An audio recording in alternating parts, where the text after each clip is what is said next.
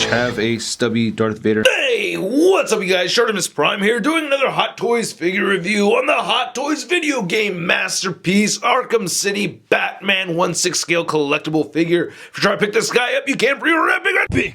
Big! Get your big badass toys at BigBadToyStore.com. Click the link in the description below. This is actually my very first 1/6 scale Batman figure, so thanks so much Batman for the Batman. This is looking really cool with this smooth texture right over here. Then we get this rough texture on this side, and you can see some nice gray leaking down, coming up from the top over there.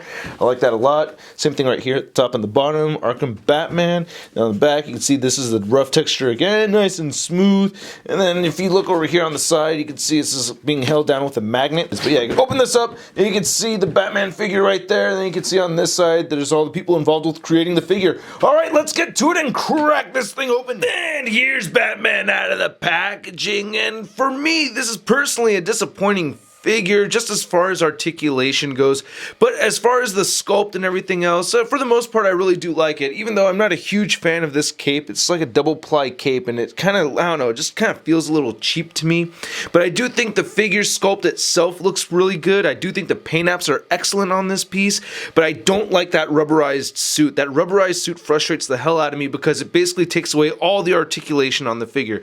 But anyway, let's take a closer look at all the accessories and then we'll take a closer look at Batman. And just like all other Hot Toys figures, you want to make sure to read the instructions before you start messing with the figure. It shows you how to remove the faces over here. Then you can see all these other things are, you know, do not, no. You do get this standard issue display stand over here, which I'm not a huge fan of this adjustable cradle, you know. I'm just not really liking it too much, but I guess, you know, because this figure isn't very posable, it's suiting. So we're getting a lot of accessories over here. We're getting 9 different interchangeable hands, an extra set of wrist pegs over here in case you break those. You have the explosive glue gun over here, the Batarang, 2 interchangeable faces. You get the bat claw, and then you have the interchangeable grapples right over there, and then you have this zip line piece right over here too. I really like how all these hands were painted. They all have this nice silver dry brushing right here on these knuckle pieces right here. It looks like Batman's brass knuckles. And the only even pairs are these fisted hands, and then you get these Selina Kyle McGrabby hands, and then you also get these relaxed palms over here, slash bat claw holding hands. And then you have these specific hands that are used for these different items. So this one right here with the finger out is made for the explosive glue gun thing, so that looks really cool. And thanks to my friend Samurai Jack for hooking me up with all the info on these. Check out his Instagram, link is in the description below. He's an awesome comic book artist. But yeah, I really like this gunmetal color that they used right here. And then you have this Batarang holding hand that looks like a fisted hand, but it just has this little empty spot right there. Nice wrinkles sculpted in the gloves and everything on this. You just slip the Batarang right in there. He holds that very well. Very nice paint on the Batarang too. There's only one of these Batarang hands for the right side, and for the left side you only get this one hand right here for the zipline holding thing. So you just grab this and just put this through here. And he holds this very nicely, and I like that a lot. That's really cool. And this piece is very, very neat. I love the metallic blue on it and everything, and it does have some articulation, so you can move these up and around. So I guess the way this works is that these kind of shoot out to the sides. And then here's the bat claw, and then you could remove this over here, and then plug this one in. Well, it's just stuck to my finger, but you just plug this one right there. You could also remove these different grapples and switch these out if you wish. So I could just take this one out and put that in right here, so you can change that around as you desire. One thing though that kind of annoys me is that this grapple right here came a little bent. Probably my favorite thing about this figure are the face sculpts and the head sculpt on this guy. I just really like how realistic this looks. I love the sculpted lines right here for the eyebrows. The eyes look very realistic. I like the little stubble and everything he has on his chin. I just think this is a very realistic looking Batman, especially based off of a video game. I just think this is very cool. On the side you can see his actual ears kind of molded in there. So as we look over here, he has his pretty tall bat ears. Just looking at this side over here, I'm just very impressed with how realistic looking this is, you know. I just really like it a lot. Now you can remove this. What you got to do is you got to remove the face by taking the head off, and then there's this little hole port right there. And then what I like to use is a function tool, push through here, which can be difficult sometimes. What happened to the magnets, Hot Toys? All right, there it goes. Then we just put the angrier face right in there. And this looks awesome as well. I just think that fits very nicely. Again, I like the 5 o'clock shadow. The teeth came out very, very well. You can even see the gums right there in between the teeth. The nose right underneath there looks really good. Just a lot of nice sculpted lines and great paintwork on these face sculpts. Now the cowl on the figure is made out of very hard plastic, but we're getting a very soft rubbery material right here for the majority of the suit. The gauntlets and the boots are made out of a hard plastic as well. But anyway, looking at the paint sculpt on this, I just really do like it a lot. I like these sculpted in little bolts holding everything together. It looks like this is supposed to be made out of Kevlar, which is great. And I do like this shadowing effect that we're getting for all the muscle definition areas and everything, like the abs right there. That looks really cool. I like all the line work. I just think the sculpt is great on this, and I really like how the gauntlets came out too. I like how we're getting this gunmetal color right here, and there's some very, very subtle paint detailing on it. You can see just a little bit of silver right over here and right over here. It's very, very subtle, but there is some wear detailed on there. And then these little pieces right here are made out of a pretty firm plastic, so I'd be careful with those. Now, I absolutely love the utility belt on this. I think this is just really, really dope looking. I love all the wear that we're getting right here. Very nice detailed sculpts throughout, even in between these little pouches and everything, some nice sculpted detail. So I really like the paint apps and the sculpt on this belt. Unfortunately, you cannot remove it, or you can't really even shift it around too much. As soon as I shift it downward a little bit, it starts to look a little weird right there. So that's a bit of a bummer. Now, if you guys had seen my little preview video talking about this figure before it was released, I was afraid of this diaper kind of look, and it doesn't look like a diaper to me now. So now that I actually have the figure in hand, no, it doesn't look like a diaper.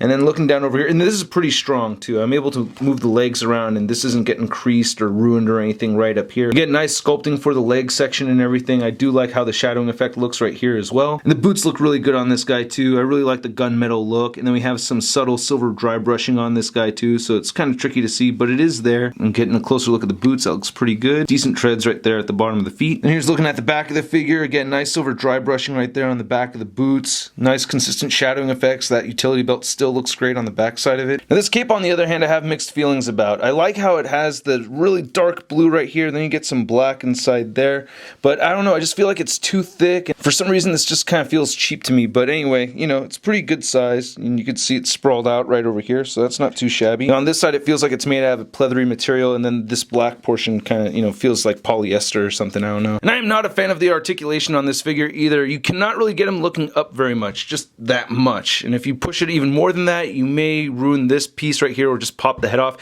He cannot look down at all. You know, you can look up a little bit, but not really down. Side to side movement, a little bit of pivot. The shoulders move outward pretty well. They don't really move forward well at all, though.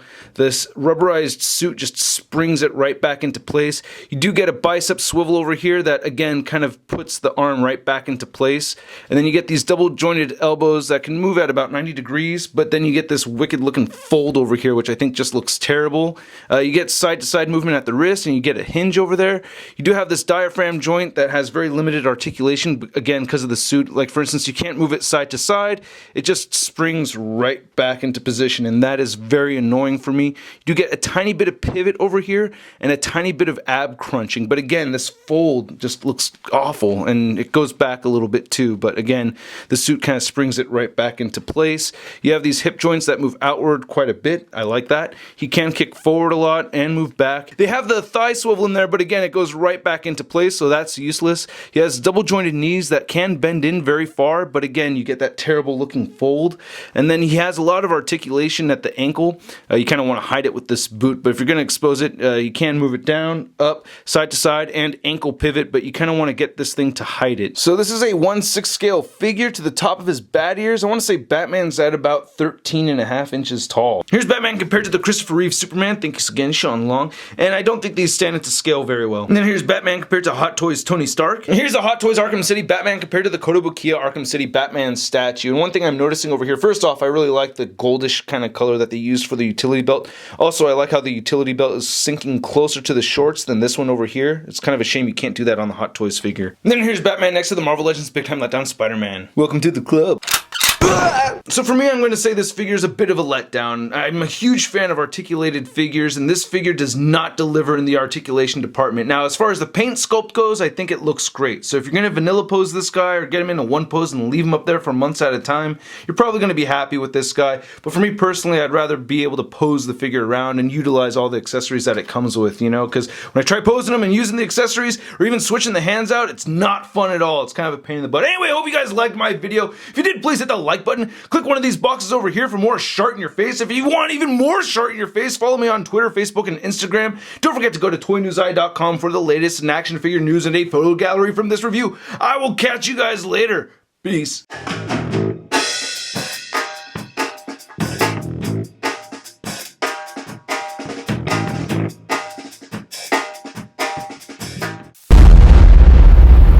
That's crispy.